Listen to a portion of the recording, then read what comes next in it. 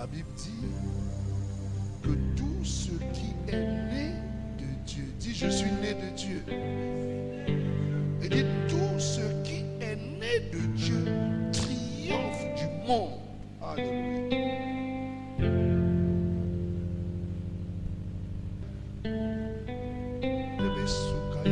Je veux parler à ton esprit. Oui. Ta chair a entendu des choses et ça t'a enfoncé. Je veux parler à ton esprit pour que tu montes. Allez, ma chaka. Vas-y, 1 Jean. 1 Jean chapitre 5, verset 4 au verset 5. Car tout ce qui est né de Dieu triomphe du monde.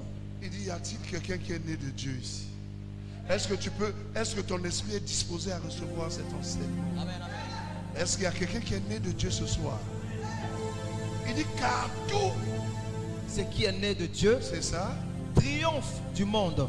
il dit, car tout ce qui est né de Dieu triomphe du monde. Oui. Et la victoire qui triomphe du monde, Et la victoire qui triomphe du monde, c'est notre foi. acclame le Seigneur. Donc, tu peux comprendre. Alléluia. Il dit, car quiconque est né de Dieu triomphe du monde. Je vais t'expliquer pourquoi les difficultés t'arrivent. Beaucoup d'enfants de Dieu n'aiment pas quand il dit non, papa, c'est dur. Depuis je viens à l'église, c'est dur. Non, moi je ne comprends pas. Vraiment, je suis découragé. C'est la bêtise. C'est une erreur. Mais comment tu peux gagner s'il n'y a pas de difficultés qui viennent? Comment on peut dire que toi tu as gagné si tu n'as pas une épreuve devant toi? C'est là notre erreur. C'est là quand nous traversons, quand nous vivons des situations difficiles, non, voilà. Chaque épreuve qui vient dans ta vie, Dieu, par l'Esprit, est en train de t'annoncer que c'est ton heure de gloire. C'est ton heure de gloire. Donc adopte l'attitude qu'il faut. Adopte l'attitude qu'il faut. Ne pleure pas. Ne t'inquiète pas. Ne raisonne pas. Mais adopte l'attitude qu'il faut. Parce que c'est cette attitude qui va entraîner l'attitude. Non, papa, c'est compliqué. C'est compliqué. Mais est-ce que tu te poses la question, pourquoi c'est compliqué? Pourquoi la complication est venue? Tu devais savoir, mais pourquoi la difficulté vient? Il y a un verset, je crois, dans 1 Corinthiens 10, verset 13. Il dit, il n'y a aucune tentation qui vous est arrivée qui n'est humaine. Alléluia. Donc ça veut dire que quand une difficulté, une épreuve arrive, ça ne vient pas d'un homme. Il dit, il n'y a aucune tentation qui vous est arrivée qui n'est humaine. Mais à travers la difficulté là, à travers cette tentation, Dieu te donnera la force pour en sortir. Mais pour que cette force puisse venir, il faut que tu puisses avoir la bonne attitude. Face à Goliath, le peuple d'Israël n'avait pas la bonne attitude. Ils avaient la peur. Il y a des gens qui ont peur. Oh, je ne sais pas comment je vais. Oh, je ne sais pas comment je vais faire. Oh, je ne sais pas comment je vais. Mais la peur ouvre la porte au diable. C'est la foi qui ouvre la porte à Dieu. C'est la foi qui te reconnecte avec le divin. Donc ce jour-là, n'importe quel soldat pouvait battre Goliath. Les soldats qui étaient là du peuple d'Israël, n'importe pouvait battre, à condition que ce dernier puisse avoir la bonne attitude, puisse avoir la foi, parce que c'est la foi qui les branche avec le surnaturel. David avait la foi, et la foi a branché David avec le surnaturel. C'est la force du surnaturel qui a permis à David de vaincre Goliath. Est-ce que quelqu'un comprend? Donc, ton échec ne commence pas quand on vient annoncer les résultats du BPC ou bien du bac, non. Ton échec a commencé quand tu as eu peur. Quand tu as dit examen arrive. Comment je vais faire? Beaucoup de personnes n'échouent pas, ne meurent pas à cause de la maladie. Mais beaucoup meurent par la peur de la maladie. Beaucoup n'arrivent pas à obtenir des résultats parce que le problème était difficile. Non, ils ont échoué parce qu'ils avaient peur d'affronter la situation. Quelqu'un comprend? C'est la peur de la situation qui te fait échouer. Mais sinon, la situation elle-même, Jésus a vaincu la situation. C'est la peur du mariage qui fait que tu n'es pas encore marié. C'est la peur d'échouer qui fait que tu n'as pas encore vaincu. Sinon, l'échec, Christ a vaincu l'échec. Face à la tempête de Marc 4, Jésus avait déjà la réponse. Jésus avait déjà la solution. Jésus savait. Mais qu'est-ce qui les a emmenés à ce truc-là? C'est parce qu'ils avaient peur de mourir. Il faut que tu comprennes que le christianisme, c'est la victoire de Dieu qui vient mettre à ma disposition pourvu que j'ai les pensées de Dieu, pourvu que j'ai la mentalité de Dieu, pourvu que je réfléchisse comme Dieu, pourvu que j'agisse comme Dieu, pourvu que j'ai la sérénité de Dieu, pourvu que je laisse Dieu prendre toute la place. Le christianisme, c'est Dieu qui a combattu dans tous les domaines de ma vie et qui a gagné. Et il vient mettre cette victoire à ma disposition. À cause de cette victoire qu'il met à ma disposition, c'est moi maintenant qui dois avoir la bonne attitude. On n'échoue pas parce qu'on a échoué. On échoue le plus souvent parce qu'on a peur d'échouer. On n'arrive pas à gagner beaucoup d'argent parce qu'on ne peut pas. Mais beaucoup n'arrivent pas à avoir parce qu'ils ont peur d'être riches. Ils ont peur d'entreprendre. Je libère la grâce de devenir riche dans ta vie.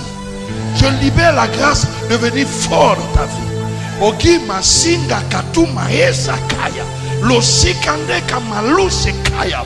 Ce jeune-là qui a commencé à bâtir l'immeuble, il n'a pas eu peur de se réveiller à 5 h du matin, aller au port, aller prendre quelques poissons. Il a commencé avec 2, 3 poissons. Il n'a pas eu peur. Il s'est dit que ici je vais réussir. Il a laissé la peur. Mais il y a eu une attitude, il dit je peux réussir dans ça. Et il a commencé à faire 1, 2, 3, une petite recette. Tout, il met à côté. Et aujourd'hui, là, il a battu l'immeuble. Mais les chrétiens ont peur. Ce n'est pas parce que Dieu n'a rien fait, mais c'est parce qu'ils ont peur d'entreprendre. Ils ont peur de commencer. Dieu nous a donné la victoire, mais nous avons peur de faire quelque chose. Et si ça ne marche pas? Mais si ça ne marche pas, tu as perdu quoi? Tu peux recommencer encore. Je parle à quelqu'un.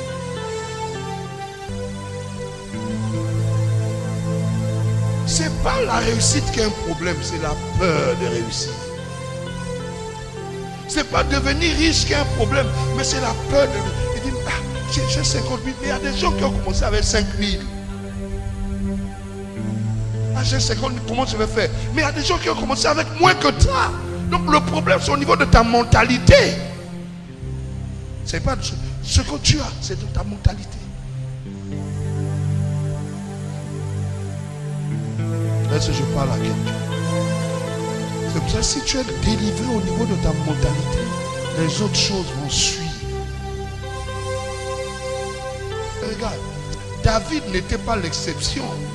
Si quelqu'un d'autre pouvait se mettre dans le champ de bataille et qui pensait comme David, il allait vaincre Goliath. Mais le problème, c'est que les paroles de Goliath ont neutralisé toute l'assemblée. Mais il y a un jeune seulement qui est venu avec une mentalité autre. Et il a dit, et si je ne pouvais pas. Et Dieu veut te dire, la victoire est là. Et si tu pouvais changer ta façon de penser? Si tu pouvais changer ta façon de penser.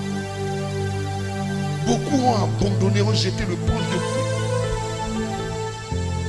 Parce qu'il s'est dit, non, mais comment je vais faire? La la bonne attitude. C'est important. Alléluia. Alléluia. Regardez, nous avons lu dimanche le verset 37. Il s'éleva un grand tourbillon. Ça a commencé par ça. Il s'éleva un grand tourbillon. Le Seigneur me dit, reviens là-dessus. Reviens là-dessus. Parce que beaucoup de mes enfants aujourd'hui, ça dit, ils ont raté le point de départ. Parce que le point de départ, pour aller vers Canaan, le point de départ, il y a un mur. Parce qu'ils ont vu un mur, ils ont dit, ah, c'est pas ici, Dieu veut m'envoyer. Casse le mur. Ah. On dit qu'il s'éleva un grand tourbillon. Donc l'obstacle était déjà là devant Jésus. L'obstacle était là. Que Dieu nous donne la pensée de Jésus. Je veux te dire ce soir, il n'y a aucune situation qui peut t'abattre. Il n'y a aucune situation qui peut te décourager. La seule personne qui peut te décourager, c'est toi-même. Nous avons dit, il n'y a aucune tentation qui m'est arrivée qui n'est humaine. Ça veut dire Goliath, ce n'était pas une tentation humaine, mais c'était Dieu qui voulait éprouver ma foi pour voir est-ce que j'ai la mentalité de Dieu, est-ce que j'ai la mentalité de Gagnon, comment je veux me comporter. Et heureusement, David a eu la bonne mentalité. Et toi aussi, chaque jour de ta vie, il y a un Goliath, il y a une tempête. Tu gagnes ou tu échoues en fonction de ce que tu penses.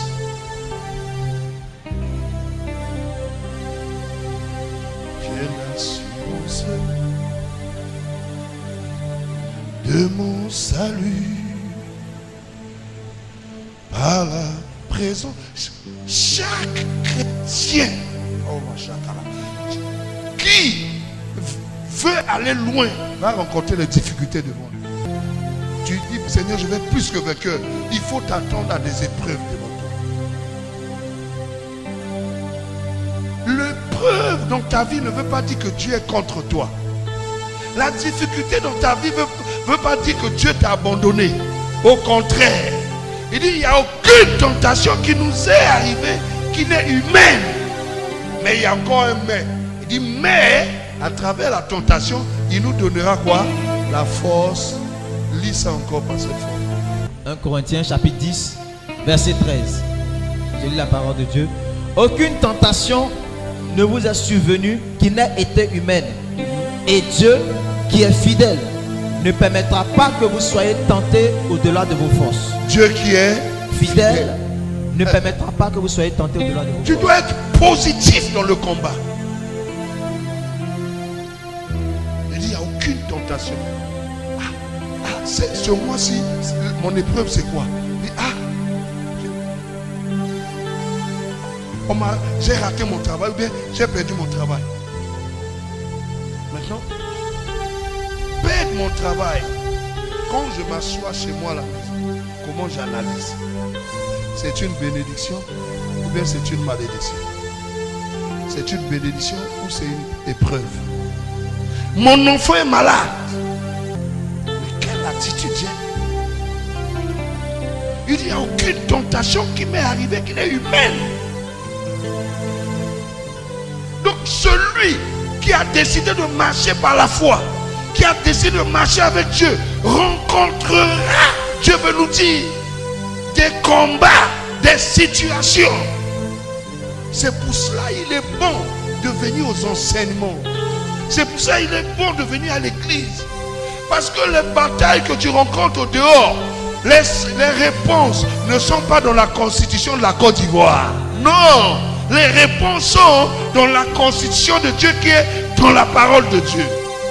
Donc celui, il dit, ceux qui connaîtront leur Dieu, ça c'est dans le livre de Daniel 11, agiront avec fermeté. Donc quand je viens en semaine, quand je viens les dimanches, parfois je viens peut-être un mercredi comme ça, parce que je veux affermir ma foi, entretenir ma communion avec Dieu. En fait, tu es en train de te requinquer parce que tu sais dans le monde, tu auras des batailles. Il dit, Jésus dit quoi? vous aurez des tribulations dans ce monde.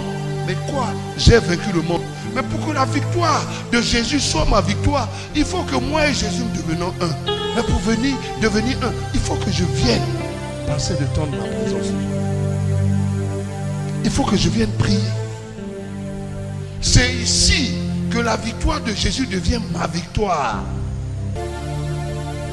Ce que tu vois dans le monde, là, ça vient étouffer la place de Dieu.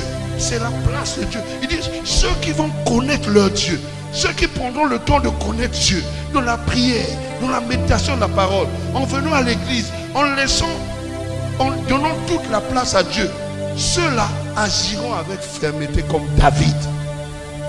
Parce que chaque être humain trouvera des combats dans sa vie. Est-ce que je parle à quelqu'un? Est-ce que je parle à quelqu'un? Il ne faut pas dire que non, parce que je viens à l'église, je n'aurai pas de bataille. C'est que tu n'as pas de Dieu aussi. Tu n'auras pas de Dieu. Tu auras des batailles. Pourquoi? Parce que tu as un Dieu. Pourquoi? Parce que ce Dieu-là t'a donné le pouvoir. Ce pouvoir-là, ce n'est pas un modèle d'habit. Tu as envie de porter puis tu mets dans l'armoire. Non, c'est pour que ça se manifeste. Il dit, ceux qui connaîtront leur Dieu. Je connais Dieu. Quand je viens à l'enseignement, j'écoute mon Père. Mon Père parle à mon esprit. Et mon esprit devient fort. La bonne attitude.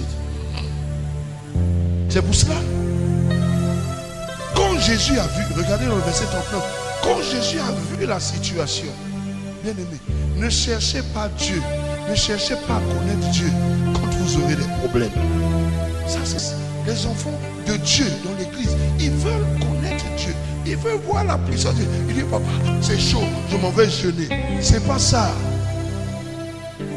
Il dit, ah, la situation devait être, je vais à la montagne. Non, ne cherchez pas Dieu parce que vous avez des situations difficiles. Alléluia. On cherche Dieu. On s'affermit en Dieu. Parce que quand des situations vont venir, que je puisse banaliser, minimiser la situation, parce que en connaissant Dieu, Dieu m'a rendu fort.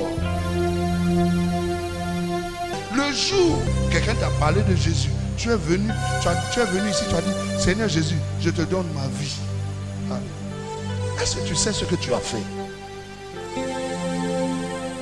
Si véritablement tu lui as donné ta vie, ça veut simplement dire que n'importe quelle situation que tu rencontreras dans ce monde, il est capable.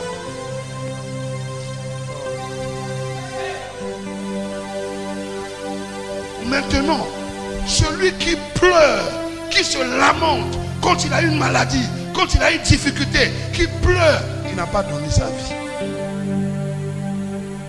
Est-ce que quelqu'un me comprend? Donner sa vie veut tout simplement dire que moi, Dieu, je te mettrai face à des situations. Et face à ces combats-là, je verrai si tu m'as donné ta vie ou bien la vie t'appartient. Ceux qui ont donné leur vie face à des épreuves, ils dorment comme Jésus. Ça, c'est la bonne attitude. Ça, c'est l'attitude de quelqu'un qui dit, ce n'est plus moi qui vis, c'est Christ qui vit en moi. La mère, si tu as vaincu Jésus, tu vas me vaincre sur la barque. Mais si tu n'as pas pu vaincre Jésus sur cette barque, je ne mourrai pas. Je vivrai. Et je raconte, est-ce que je parle à quelqu'un? Je dis à quelqu'un, si tu as donné ta vie à Jésus, cette maladie-là ne va pas te tuer. Ce problème ne va pas te tuer. Cette attaque ne va pas te tuer. Cette malédiction ne va pas te tuer.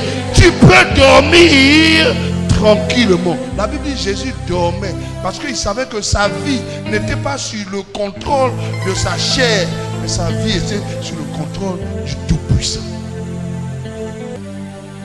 Il dit, vous aurez des tribulations dans ce monde. Mais ne vous inquiétez pas, j'ai vaincu le monde. Pourquoi il dit il a vaincu le monde? Il dit il a vaincu le monde pour que tous ceux qui vont me donner leur vie puissent être rassurés. Vous êtes d'accord avec moi? Il dit, vous aurez des tribulations dans ce monde-là. Mais ne vous inquiétez pas, j'ai vaincu le monde.